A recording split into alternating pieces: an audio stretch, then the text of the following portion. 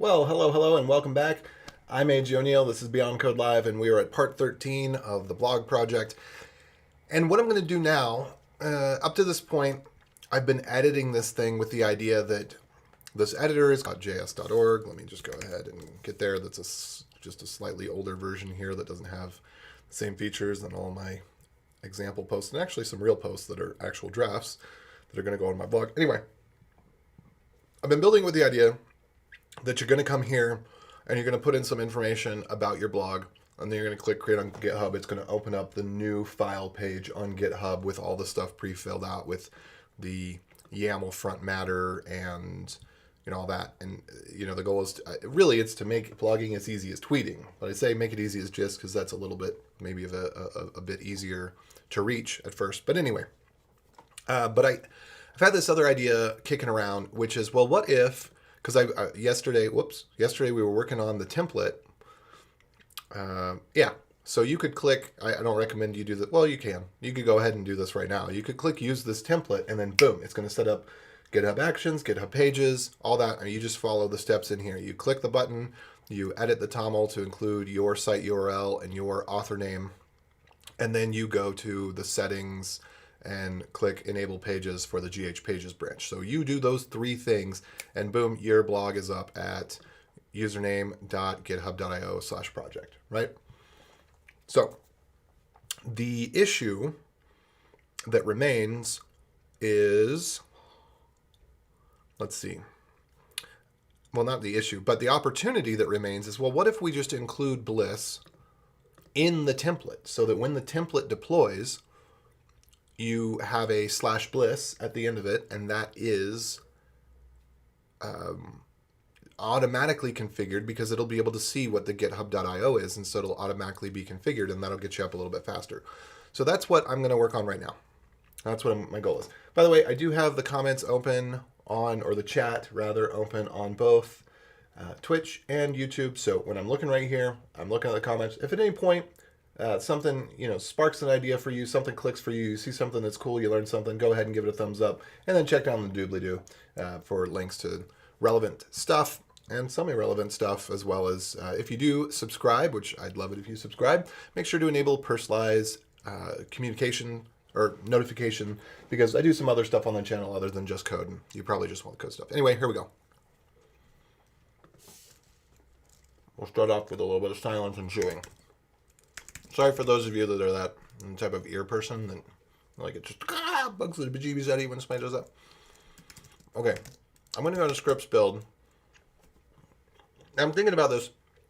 One of the nice things about SaaS products that we like is that they automatically update. You visit a web page one day, you visit it the next day, you have the latest version.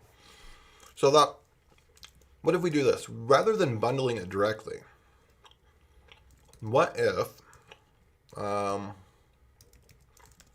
we do this? I'll do a git clone of Bliss. I really shouldn't have started chewing right then. Oh well. I'll grab the clone URL, and we're going to need HTTPS in this case, but I hate that it always resets back to HTTPS, so I'm going to take it back. What if we do this? And then really there's just a couple of junk files that we need to get rid of. Or maybe we should do a little better. Maybe there's only a couple of files that are useful that we need to copy over. So what are useful files? Copy over license, app, Bliss, index. Let's do that. That's what we'll do. So we'll copy it here to Bliss, and then we'll do, so I guess what we need to do is rumruff Bliss, rumruff public, and then when we're done here, we'll rumruff Bliss again. And I'll call it .tpl just so that it isn't likely to be, if I myself, for example, am developing on this, I don't want to rip away my own folder. So I'll just call it .tpl to give myself a little bit of leeway there. Okay, so we're going to rsync from Bliss TPL. We're going to get what? License, index.html, app.js, There really should be a style.css, but we don't have that yet. That's okay. Really, let's just go ahead and do star.js. That'll match something. Star.html. I don't think we're going to add extra pages, but just in case, when I do have the CSS, I'll add star.css here, and then star.png, star.jpeg, maybe. Except we don't have any JPEGs, so I can't do that yet. All right. So we're going to copy all of that, and we're going to copy it into public Bliss. That should work. Okay, and then we're going to run the builder here.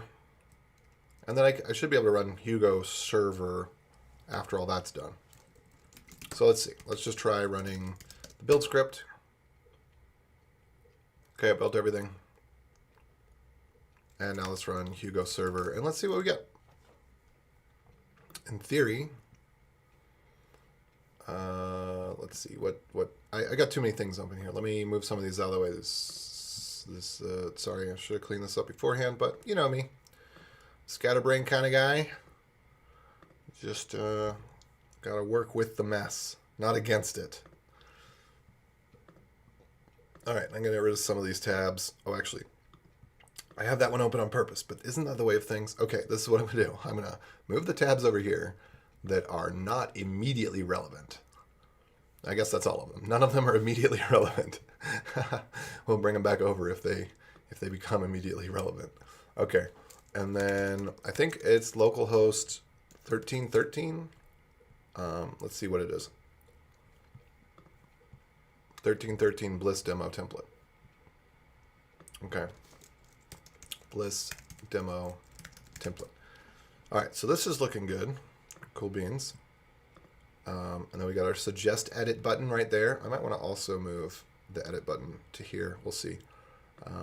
It definitely shouldn't be inside the H1 like it is right now, but I guess I could make the H1 an inline block. I don't know. This stuff, man. Anyway. Suggest edit. We want to go to from here. Let's just go to Bliss. This is where. Okay, I was kind of expecting this to exist. I wonder if the reason that it doesn't exist is because this is serving pages from memory. Okay, so how about we do this instead? Why don't we use caddy file server browse listen? Sure. I don't know if we actually need browse, but I want to run this from, I guess I want to run it from within the public folder. Yeah. Okay, so let's go to 8801. By the way, easiest way to install Hugo or Caddy, webinstall.dev. Webinstall.dev. Okay, cool. This is looking good again. Bliss demo template. Why is that? What? Oh no. Oh crap, because it's the production version. Okay, how are we going to do this? This is what we're going to do. Let me pop out of that directory and let me check over here. We got some comments. I plan on using this when you're done with it. I've been wanting to start a blog, but didn't want to code the boilerplate and definitely didn't want to buy a WordPress blog. Also, hi. Yeah, awesome. That's what I love to hear. I mean, I'm really hoping that this is going to be good. And remind me again, you are pretty decent on the CSS side, right? This is William. Yes. Because too many usernames. Look, this is what you people got to do, and I'm serious about this. Pick a username and stick with it. Just be the same person across GitHub and Twitter and Discord. Don't have a million different names. It's too much for me to keep track of. And if an employer, I mean, I don't know, if you would want an employer not to look up your YouTube comments in particular, then maybe it makes sense that you want a different username. But then I'm calling you out, so they'll go look up all of the videos on the internet to see if anybody mentions William, and then they'll know after they've watched all of the videos on the internet. So they'll know that you're Sedok. Anyway, so what I need to do here. Yeah, I might want your help with some of the CSS stuff, because CSS is where I suck, and I've already yesterday spent way too much time on this. just fidgeting around CSS stuff, that I need to not focus on stuff I suck at and focus on stuff I'm good at, and let other people that are good at stuff that I suck at do that. And that would lead to a better life for me, but I get curious and whatever. Anyway, blog templates. Oh, okay. So what am I trying to do? I'm thinking if I'm going to edit my config.yaml, and I'm going to comment out this base URL, and we're going to do localhost 808001 for the purpose of, I'm going to run Hugo to build it. It's going to build it as if it were production. And then I'm going to go into the directory, and then I'm going to run caddy, and then it should stick on localhost as I click around, right? Except now, of course, now the styles don't work. So what I really don't want to have to do is to deploy this to check out how well it works. But maybe that is what I'm going to end up having to do here, because these problems are hard to solve. Okay. Why is it not finding this? It's looking for style.css and main.js. Why would it not be finding those? Let's go double check here. Are they right here? Style.css, main.js. Please tell me why oh why can you not find style.css? I can think of no reason for this.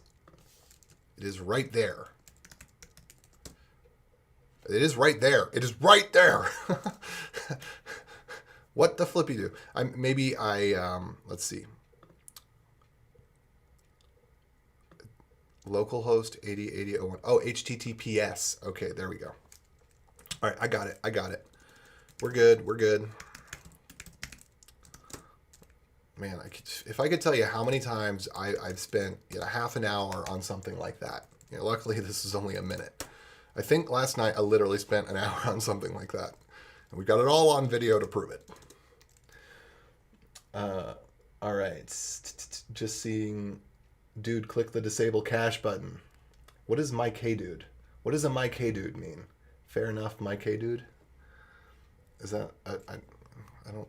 But the disable cache button. I will click that button. I will click that button. I think that's a great button to click. That was not... Well, as you saw, that was not my problem in this particular case. But yeah, I guess it could reduce me wanting to blame it on cache, and that is good. So was that Command Option I to open up the inspector, disable cache? That's going to bite me in the butt. How's that not going to bite me in the butt sometime later? Okay, cool. Looking good. All right, can we get to /bliss? And I think this is created in such a way that, yeah. Okay, cool. Now I got to be careful. Because you know what I need to do? One, I need to get there from another avenue. So let's go here, and then, was it Bliss demo, I think is what it's called? Oh gosh, what did I call the thing? What folder am I in? Blog template. Okay, cool. Blog template. We're going to go into there. I have 30 minutes, by the way, to accomplish this task. I think we can be successful in this. Let's see. I'm in here. Okay, I'm going to move from the public folder, Bliss. I'm going to move that here. Now we'll see, because this could also screw up, because then Caddy might be like, but wait, you told me, you didn't tell me to follow symlinks, because as a good security practice, you would not follow symlinks outside of the root. Okay, cool.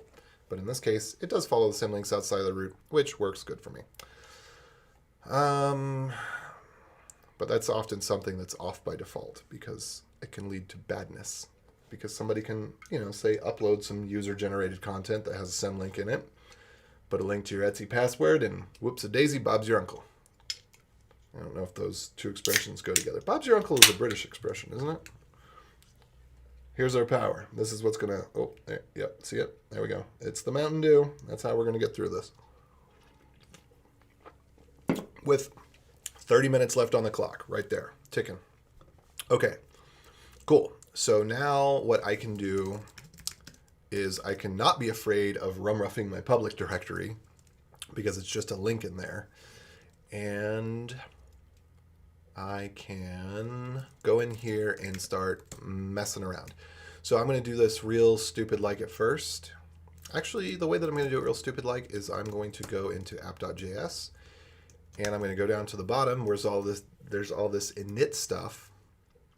Oh, by the way, there is a set item that resets all right here that I need to get rid of. That's a tiny bug. I just need to remove that because I was getting rid of it because I deprecated it. I don't need it anymore. And then I add it back every single time that the page loads it, deletes it, and then adds it again. Anyway, so what I want to do is check out, and this is something that I can start doing right here. So I can do document.location.href.replace, or really, let's see. How could I do this? Let's parse it as a URL. That will parse as a URL. That is guaranteed. My life will end if this does not parse as a URL in every situation. Of course, I would imagine, I would not be blown away if it parses differently when it's a file scheme than when it's an HTTPS scheme. I've already found places where different implementations of URL parse the same string differently. That bugs the bejeebies out of me. Yes, I am doing the do. Hello, welcome. Feel free to ask any questions. When I'm looking right here, I've got comments open, just so you know. So I've got them open on both the YouTubes and the Twitches. All right, so what I'm going to try to do is take this location, strip off whatever the last path is, because maybe somebody else uses this and they rename it from Bliss to Gargle Splat.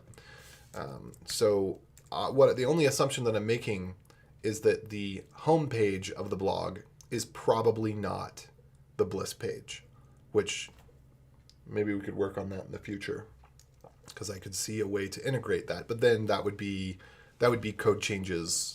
That would be different.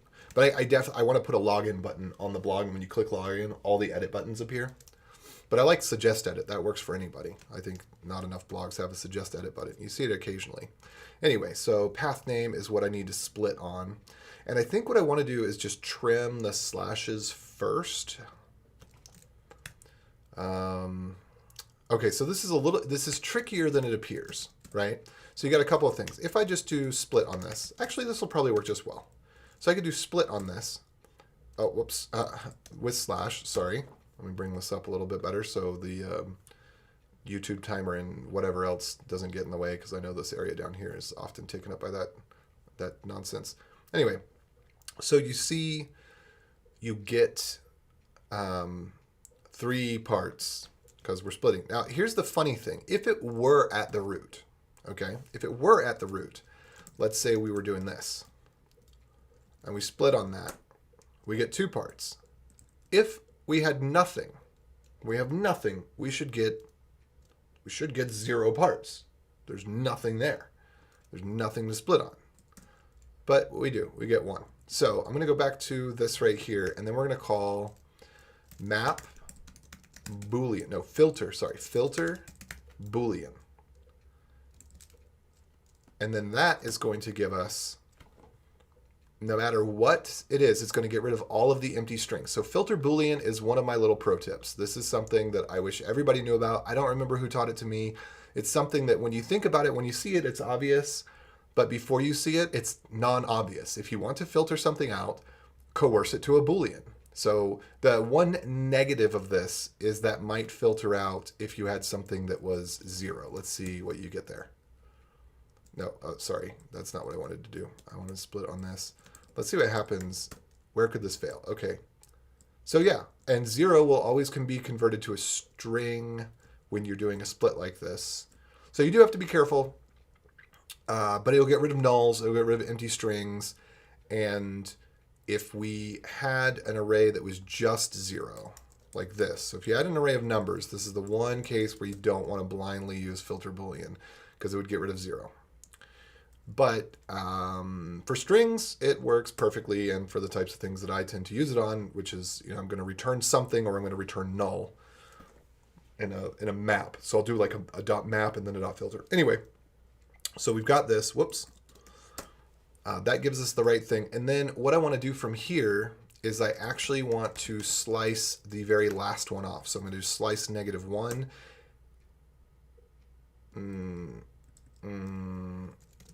0 to -1. Okay. And then let's test this out on another path. So let's say that what we actually had here was my project blog / Bliss. And then let's go ahead and join it back with slashes. I know this is a bit much to chain all together, but this would get me what I was expecting. And really, all I want off of that is probably the first one, if any. So I think it would actually be fair to say, because what I'm looking for is I want a pattern match HTTPS username.github.io/project, and then that gives us the repo, and then everything after that is a content path. Maybe. I'm not sure. Well, no, it's not content path. It would be, I don't know, base path. Well, it's not that you pass in a type to filter. It's that Boolean is a constructor. So this is one of the things that's really weird. So new Boolean is not equal to false.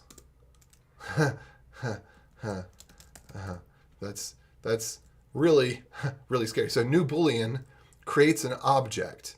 Bad idea. But if you this is the weirdest thing about the Boolean constructor. New Boolean creates an object. Bad idea. But if you just use Boolean, it will cast.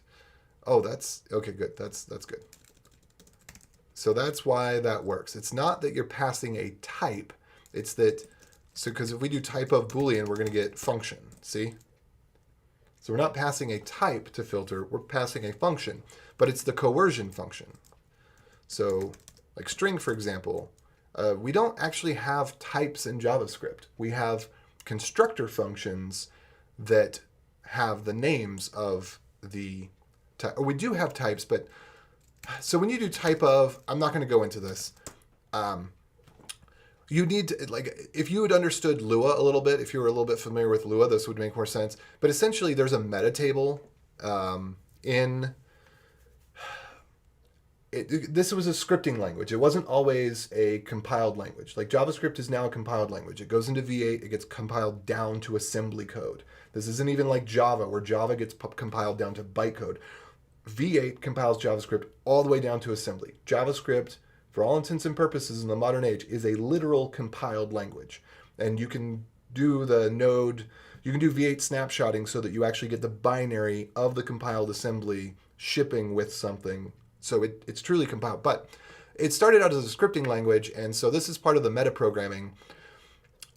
If you could peek behind the curtain, there is a table. Basically, there's a pointer to every variable, and the pointer says what type is this in its lookup table. And so when you do a type of, it's looking at that primitive lookup table, and there's some screwy stuff there. But anyway, I digress, and we only have 20 minutes left, but I think I can do this. I think we're halfway there already.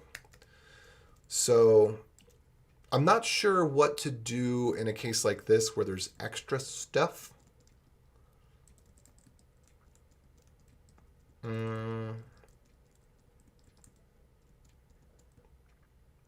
don't know. So just do nothing. Exercise up to the reader.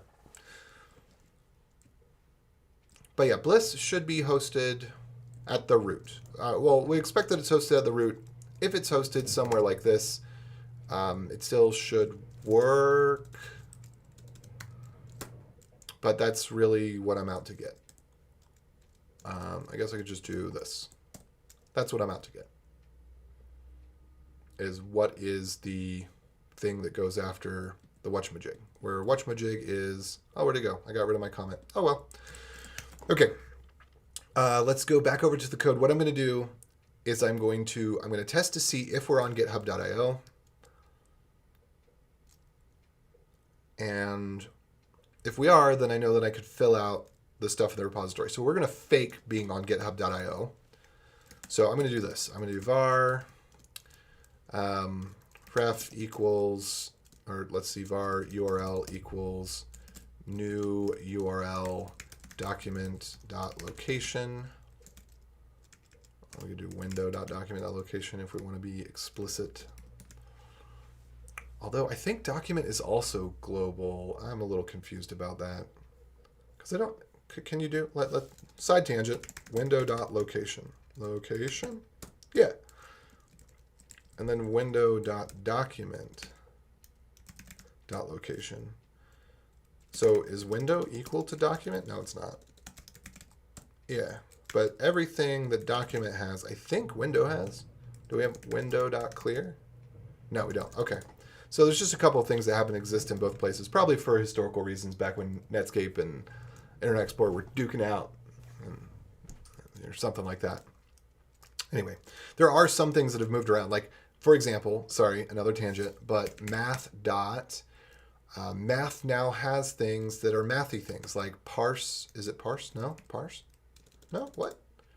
Something. I think parse int was, no, number.parse int, parse float. So those have gotten moved out of the global namespace into number. So you can start writing code that looks better, feels better. You know, there's a number of things like that used to be everything was in the global, but now they're not going to remove the old way because that's going to have to exist for eons, the rest of human history probably. Until we have a big war that wipes out the internet and we start civilization over again, which is probably going to be in 10 or 15 years. So enjoy it while it lasts. We're very well due for a war if you consider what humans do to themselves and how long it's been and the state of the world right now. There's too much prosperity. Too many things are good. Whenever things are good, someone's got to come along and destroy it all. Anyway, that's not the topic today. So what is it? Host? I think I'm going to set host to be foo.github.io. Let me take a look if we get any more comments. Oh, sorry. I didn't see your comments up here. Anime girls, best girls. Going to end of a line just to type a semicolon at console. That doesn't matter when it's because it's not going to be blah, blah, blah, blah, blah, blah. Oh, what? I don't, okay. Oh, so there's a difference between using filter, Boolean. Okay. Sorry, I was mumbling through that. Sorry that I put colons there, semicolons there. Yeah, I totally don't need to because if I just save, I don't know, force of habit or whatever, I probably do a lot of things like that make you wince and that I could actually get out of. But if I just save, it puts the semicolon there. So I don't need to put the semicolon there. I don't know. It's just old habits die hard, I guess. As far as no, there's no difference between doing that function arg return arg would be the same as putting in Boolean. That is correct. So sorry I didn't see your comment earlier. Thanks for joining in. And yeah, if you see anything else that makes you wince, just let me know. So I think it's going to be url.host. Let me double check on this over here. Blah blah blah blah blah.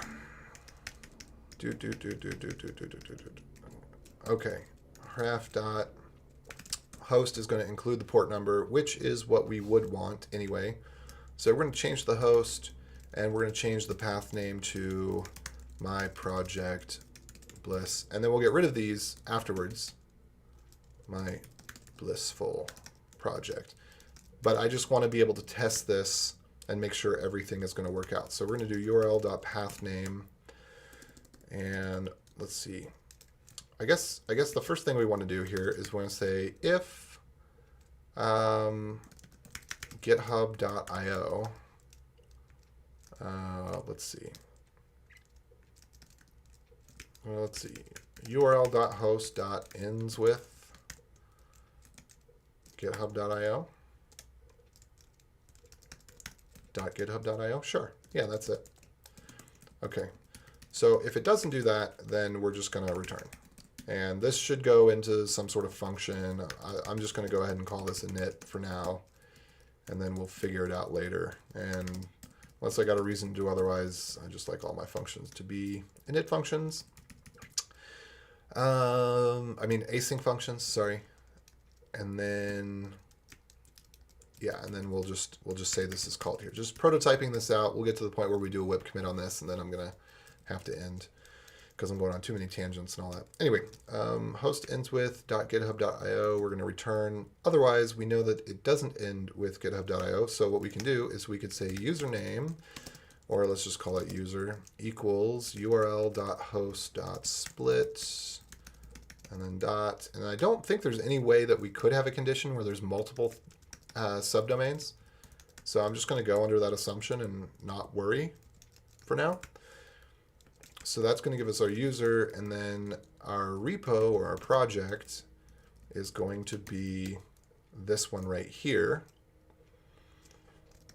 And so that means that our, let's call this project, because repo, I should probably rename it to repo URL, but repo I've been doing as the full URL. So that means our repo is going to be github.com/user. And yes, I do know that I could be using template strings, yada, yada, yada. It's just when I've got a very simple project and I don't have a reason to, I mean, the convenience of using a template string in the 3 places in this project where I would use one doesn't outweigh it perhaps possibly working for somebody that's using Internet Explorer. It probably wouldn't, but you know, it's like if what is it, 1 out of 200 people, which is a fair amount of the population, right? If 1 out of 200 people get some benefit out of me, like I don't have to use a transpiler and it gets to work for them, then I won't use template strings in a couple of places and a couple of the other things. I'll just use var. I don't need let. The rules for var are a lot simpler than the rules for let anyway, so it's easier to reason about. Okay, so, and nobody made that comment, but oh yeah, you're right. They're right. There is an async function. I guess that's true. I do use async functions a lot, and that is new. So I lied. Whatever. My own logic is fallible, as it were. Okay. Okay. All right. No more other comments there. Those are the old comments. All right. So I got the repo URL, which is what I needed. Yeah, async functions turn out to be just super duper handy, and I don't care about running in browsers that don't support promises. And I guess every browser that supports async would support var and template functions. I don't know, whatever. I'm just keeping it simple. If you don't need 5 tools, if 1 tool does the job, use it. If the back end of your screwdriver is a hammer, good for you. 2 tools in 1. All right, so what I'm going to need to do is, I don't remember what the name of that form is, but I'm pretty sure this was an input with a type ahead, and I gave it the name repo. So we're just going to put in, that's what repo is equal to. And really I need to check if this is the first load. Because, actually, I guess what I'm trying to do, this is what I'm trying to do. I'm trying to make sure that the blog exists. So if I see this, I can make the assumption, it might be the wrong assumption, I could make the assumption that if they're on github.io, they're probably using main, but they might be using master, I don't know. We're just going to go with it. Branch is already selected to be main, so I don't need to do anything there. What are the things that I would want to fill out? I guess it's really just the repo. Everything else, that's the thing that I wanted to fill out. That's it. That's really the only piece of information that's missing. And then what I do need to do then is to fire, I still need to wait for the on change event to fire, which I could, and by the way, this is not jQuery, this is a jQuery. It's like 10,000 times faster than jQuery, and it's only 4 lines long. 6 lines long. It's just, well, this is only 3 lines long. It's just a wrapper around query selector, so I don't have to type document.body.querySelector over and over and over again. So I think I just fire change, and that should do me. So if I do this, all right, that did not work as expected. Let's see if we get something or other here. Init is init called. Init is called. Oh, I don't know why it's complaining about that, but okay. We'll go with it for now. All right, let's just do, I am in here. I am the place where I'm expecting to be. This is after everything else is initialized.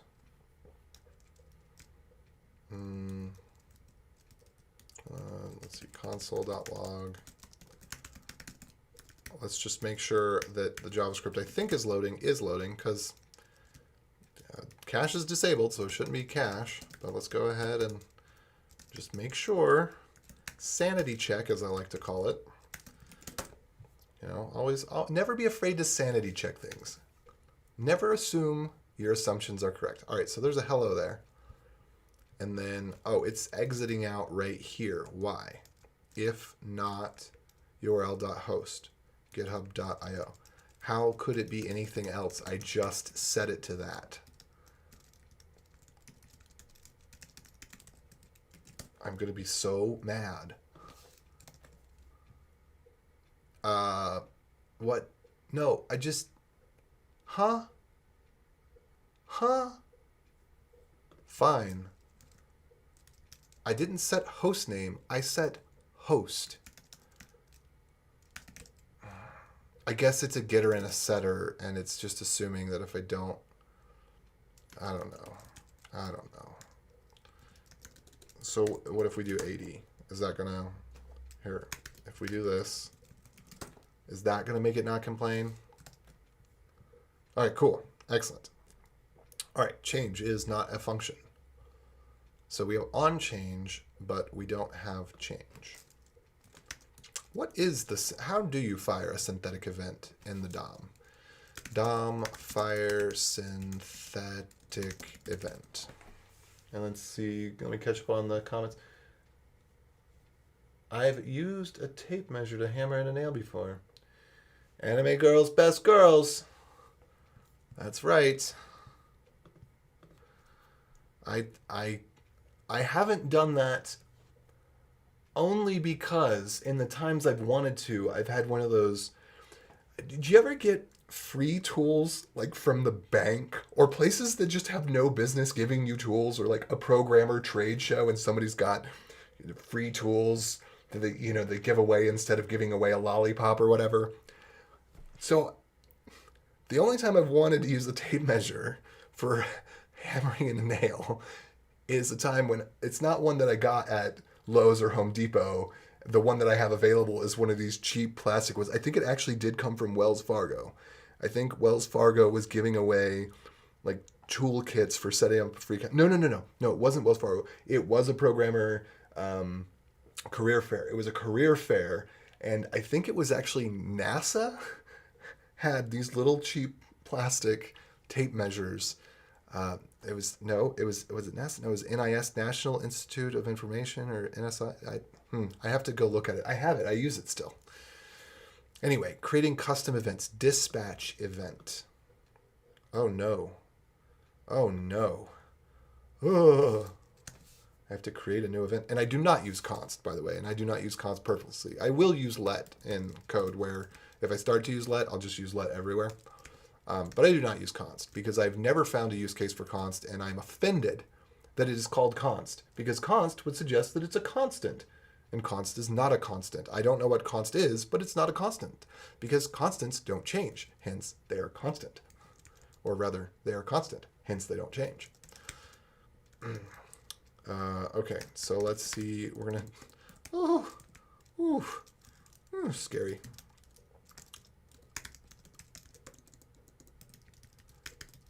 All right, so this is what we'll do. We'll do if url.hostname, host name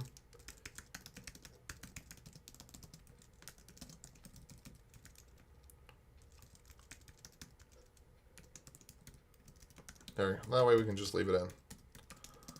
for testing in development. There we go.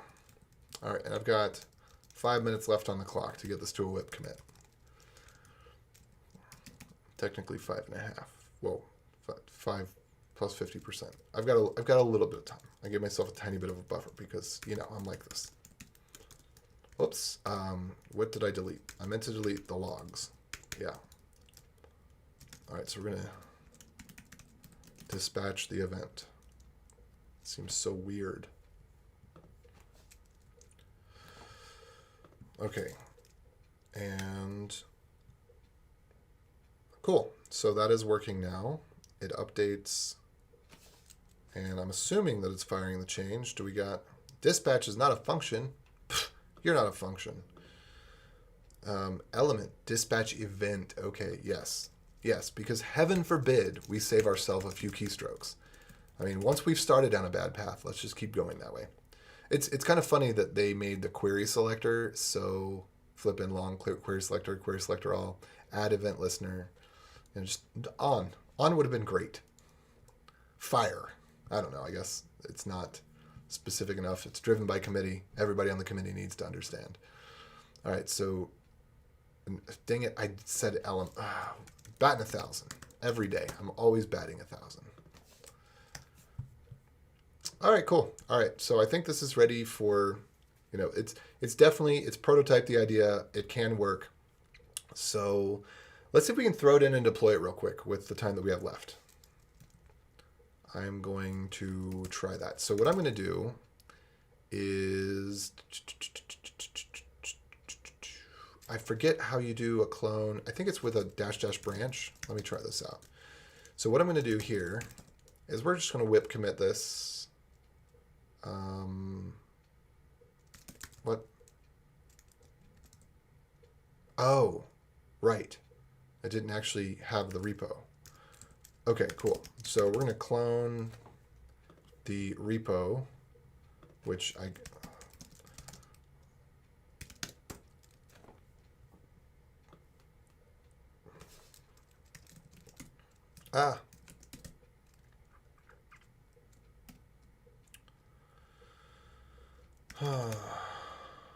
There we go.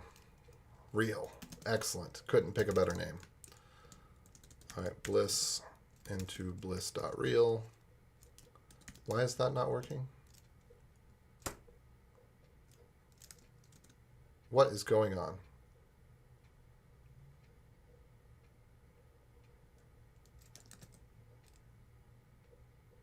Yeah, there's stuff in there. What? What is going on? Yeah, there is stuff. So why is it freaking out? Why isn't it not letting me? There's things there. I was just there. It's real. It's a real place. Well, that's a first. My shell doesn't recognize what? There are definitely things here. I can see them. They are real. What is going on? Okay. Okay. So, you can tell that that's real. Okay. All right. So for some reason, globbing is not working in this directory at this moment. Who knows why? So we'll just, what is going on? Globbing and autocomplete just failed to work. Just, okay, it'll work on the other directory, but not that one. Okay, so, yeah, we want to, let's do checkout be self-host is what I'm going to call this one. And I'm going to get rid of that log because I don't want it. I didn't realize that changed. I always use console.log for things that I intend to delete. If I intend to keep it, I use console.info or console.warn or console.error or anything else. Console.log is the logs I'm going to burn. Okay, so let's get diff this. It's just that one function down at the bottom. I don't know why these changed. What? I guess I must have different prettier rules between the two projects. Okay, yeah. I must have different line widths or something.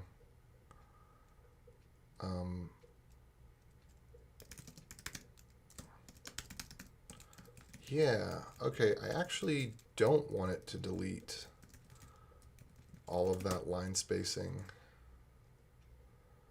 Huh. Sorry, while I take a second to review this one more time. Must have been love, but it's over now. No, that's not it. Let me see. Check comments again. Yeah. I agree. Add event listener is really clear. I get you can mess with the object it refers to, but can you make it point to something else too? How can you change a const? Oh, okay. How do you can change a constant? Yeah, that's the thing. Like a constant should be constant. You can mess with the object it refers to, right? So if you declare a constant, you should not be able to mess with it. For example, in Go, if you were to try to declare an object as a constant, that would give you an error because it would say, hey, I don't have the facilities to make this a constant. In Rust, if I'm not mistaken, in Rust, objects can be made, well, they're kind of non-mutable by default, but I think you can declare something a constant and it would fail if anything about the constant is non-constant. A constant should be constant. Constant is permanent, fixed. No writes to memory at that thing. Yeah. Let's see. A PC or a laptop? Do you know ethical hacking? Death78, are you even a real person? I mean that. I think you're a bot because you're asking about ethical hacking and you didn't like introduce yourself or anything, and you're asking me if I'm using PC or laptop when if you look at my screen, she has some pretty clear indicators right off the bat. What I'm doing. Well, PC or laptop. You mean like a tower or a laptop? Anyway, the question you should be able to infer from looking at my screen some stuff that I'm doing. So I'm not sure if you're real, but if you are real, then take my apologies and ask me more questions, and I will answer them honestly and sincerely. Whatever. Okay, so whip self-host. All right, we got our 2 minutes left here. Push-u origin self-host. Oh, crap. There we go. Get at, no, SSH, get at, okay, now can we do this? Okay, we can do this. All right, here's the moment of truth. We're going to update the build script and we're going to redeploy this. And I'm pretty sure I do this. Get clone a branch. Get clone branch. I think it's -- branch. And then you give it a branch name or a tag name. I think that it works for anything. Why do people give like this heck of long? I mean, how far are we down the page when we're 3/4 down the page when it gets? This should be at the top. This is it. I don't need the whole backstory. Like, here's my life story about everything that ever happened and all the operating systems I've ever heard of. That's it. Yeah. Okay. Get glit clone branch, and I don't think that the order of operations matters. If you are writing blogs, which I hope you do, because that's what this is all about, put a TLDR up at the top. The thing that's highlighted at the top should be the answer, and then the rest of it should be like, yeah, I'm here to learn, or your SEO stuff. Don't make people go through your SEO fluff to get to the answer. I don't know, like maybe you want to insert some branding or something. I don't know why Freed Code Camp would do that. Anyway, so we're good here. That looks good. I like it. And then I'm going to say, what do we do? We need to undo this change to the config.yaml. So this was not what we want to do. And because I don't expect anybody else is really cloning this right now, I'm probably going to force push over this later because I don't want to go change the settings of which branch it's deploying from and all that stuff. Okay, config.yaml. Although I could do that in the GitHub Actions script, which, by the way, the GitHub Actions script here is really, really good because there's no Kool-Aid. This is just, here's the thing that it needs to run in Bash instead of being like, okay, and here's a GitHub action for installing Hugo that's 1 line long, and here's a GitHub action for installing Node, and here's a GitHub action for setting the Git username, and here's a GitHub action for running the deploy, and here's a Git, it's just like, here's all the stuff you need. It's right here. That's it. If you need to change something, and then most of it is in the build script and the deploy script. I hate it how people are building GitHub actions, and it's like a competition to see how many actions you can create that depend on one another. Blows my mind. But that's the world we live in. All right. Commit whip self-host. Alrighty. Well, so we're coming up on the end here. Hopefully this goes well. Hopefully what we're going to see is that when we go to, let me see if I can find it. Where's it at? Okay. Hopefully we see that this action builds and deploys and everything goes well. But if you like this, go ahead and give it a like. If you're interested in following, I do tutorial stuff, I do project stuff. If you're interested in following, click the subscribe, hit the bell for personalized notifications if you only want the programming stuff. And thanks for joining in. Thanks for the comments. Bot does not pass the Turing test. That is correct. Oh, okay. Yeah. Well, and there, my timer's going off. I got a visual timer. See? I don't know if you can't see that. There you go. You can see it. It's going off. And I've got to jump on a call in just a minute. Anyway, so this built. So we are going to check to see, can we get to Bliss? Does Bliss pre-fill as expected? No. What went wrong?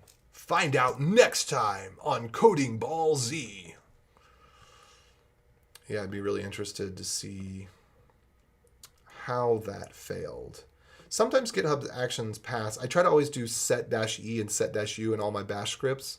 So if something goes wrong, it'll stop it rather than just continuing, which is the default behavior in bash, which is terrible.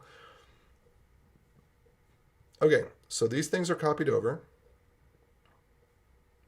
They are copied over to the directory public bliss.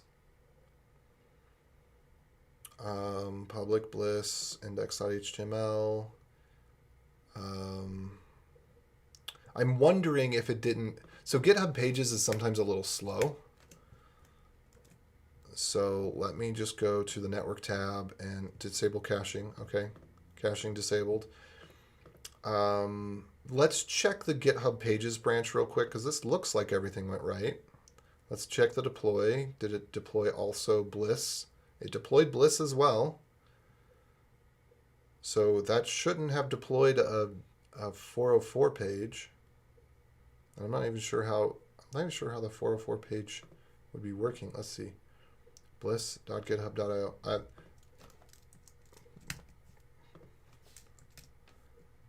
don't even know.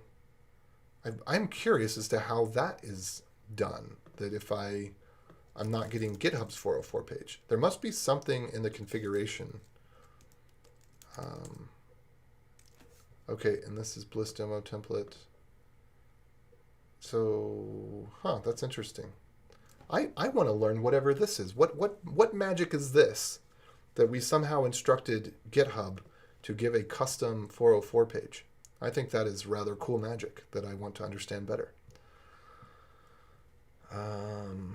But let's go look at GH Pages branch and verify with our own eyes that Bliss exists, and it does, and that it's the HTML that we expect it to be, and it is.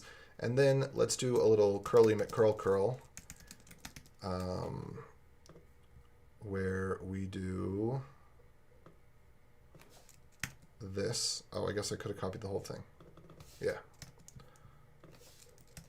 Curl that. See what we get back. Okay. This looks correct. So I have a suspicion that whatever black magic is causing this wonderful 404 page to appear at any arbitrary location, that black magic, I think, is also... okay. Took a little bit for GitHub Pages to update. Probably a caching on the GitHub Pages side.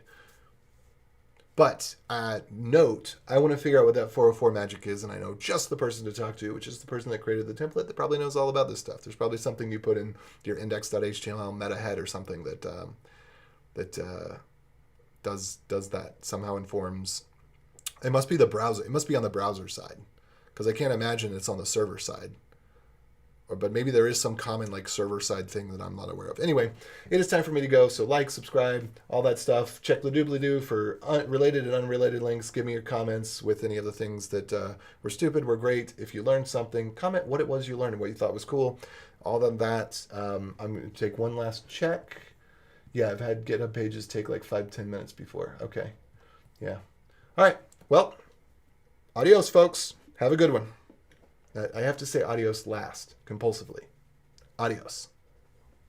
Except then I can talk about how I'm hitting the quit button, the Alt Escape key, like this. Like